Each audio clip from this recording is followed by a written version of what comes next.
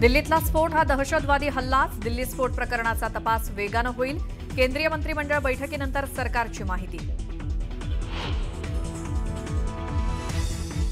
Delhi car स्फोटातील जखमींची पंतप्रधान मोदींनी घेतली भेट. मोदींकडनं LNJP रुग्णालयात जाऊन जखमींची विचारपूस.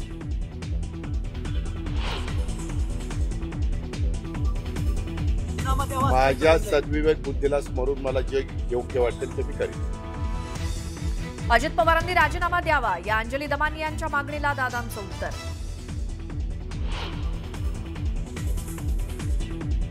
एकनाथ शिंदेंची शिवसेना मुंबईत 125 जागा मागण्याची शक्यता. 2012-2017चे मिळून 125 नगरसेवक सोबत असल्यामुळे शिवसेनेचा दावा. कोल्हापूरच्या चंदगड नगर परिषदेत दोन्ही राष्ट्रवादी एकत्र, तर पिंपरी चिंचवडमध्ये दोन्ही पक्ष एकत्र लढण्याची शक्यता.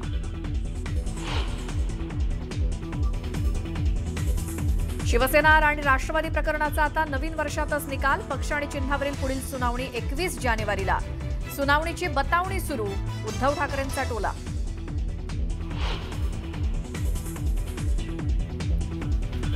उद्धव ठाकरेंच्या मराठवाडा दौऱ्यावरनं एकनाथ शिंदेंची टीका. माझ्यामुळे घरात बसणारे लोक बांधावर जात आहेत. शिंदेंचा ठाकरेंना टोला.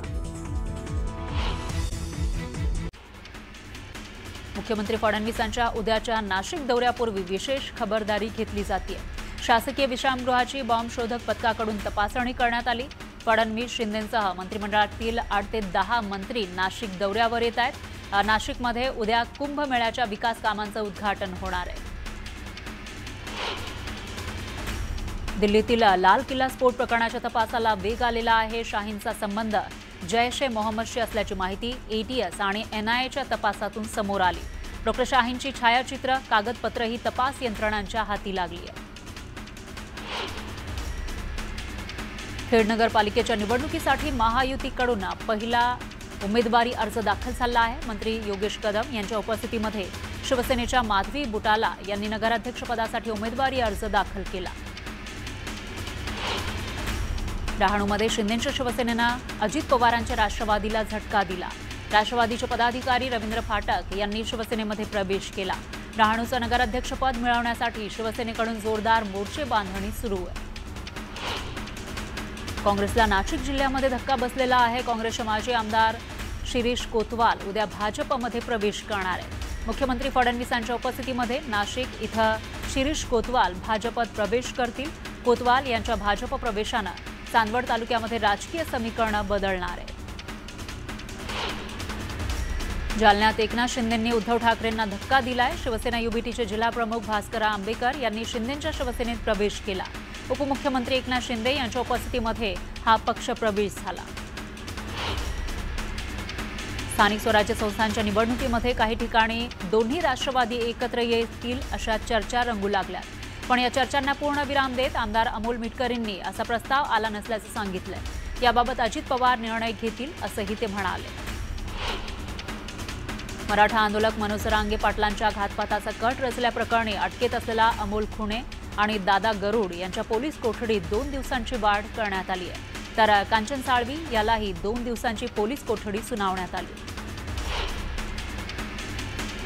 मनसेचे माजी आमदार राजू पाटलांच्या भावाच्या घरी ईडीनं धाड टाकली.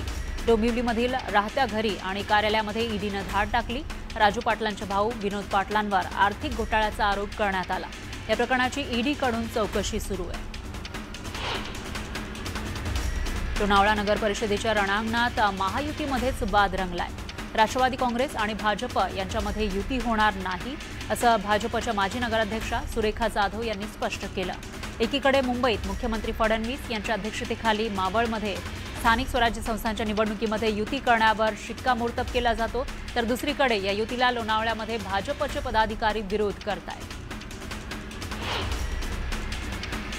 रायगड जिल्ह्यात प्रहार पक्ष निवडणूक लढणार आहे. जिथं आमची तयारी तिथं जोमानं लढू असा निर्धार बच्चू कडूंनी केला. बुलढाणा जिल्ह्यातील जयरामगड इथं वन्य प्राण्यांनी धुडगूस घातलाय. काढणीला आलेली पिकं वन्य प्राण्यांनी नष्ट केली आहेत. त्यामुळे शेतकरी आर्थिक संकटात सापडलाय. शेतकऱ्यांनी मदतीची मागणी केली. संजय गांधी राष्ट्रीय उद्यानातील वनमजुरांनी आपल्या समस्या आणि अन्यायकारक वागणुकीविरोधात अखेर आवाज उठवला। आपल्या समस्या आणि विविध मागण्यांचं निवेदन देण्यासाठी वनमजूर गेलेत, मात्र निवेदन स्वीकारण्यासाठी एकही अधिकारी उपलब्ध नाही। दरम्यान मागण्यांकडे तातडीनं लक्ष न दिल्यास आंदोलनाचा इशारा देण्यात आलाय। गडचिरोली जिल्हा प्रशासनात दुसऱ्या फळीतील अधिकाऱ्यांकडून सुरू असलेल्या अनागोंदी कारभाराला चाप बसवण्यासाठी मोठे फेरबदल करण्यात आले। वादग्रस्त निवासी उपजिल्हाधिकारी सुनील सूर्यवंशी यांची उचलबांगडी करण्यात आली आहे, तर 2 नव्या अधिकाऱ्यांची नियुक्ती करण्यात आली आहे। पवईमध्ये मलनिस्सारण टाकी स्वच्छ करताना गुदमरून दोघांचा मृत्यू झाला, तर एक कामगार गंभीर असल्याची माहिती पोलिसांनी दिली। जखमी कामगारावर हिरानंदानी रुग्णालयामध्ये उपचार सुरू आहेत। धुळे सोलापूर राष्ट्रीय महामार्गावरील बीडच्या मंजरी फाट्यावर तांदळाची वाहतूक करणारा ट्रक उलटला। चालकाला ताबा सुटले होता, त्यामुळे अपघात झाल्याची प्राथमिक माहिती आहे, तर या अपघातामध्ये 1 जण जखमी झाला। देवरोड पोलिसांकडून चोरीला गेलेले 70 मोबाईल मूळ मालकांना परत करण्यात आले। चोरीला गेलेले मोबाईल परत मिळवण्यासाठी सायबर सेल आणि स्थानिक पोलिसांच्या तांत्रिक पथकानं महत्त्वाची भूमिका बजावली। नवी मुंबईचा महापौर हा घराणेशाहीचा नसेल, तर तो सर्वसामान्य घरातला असेल। आता नवी मुंबई महापालिकेला 56 महिलांचं बळ मिळणार आहे, त्यामुळे नवी मुंबईतील पुरुषांची संपूर्ण मक्तेदारी मोडीत काढू, असं वक्तव्य भाजप आमदार मंदा म्हात्रेंनी केलं।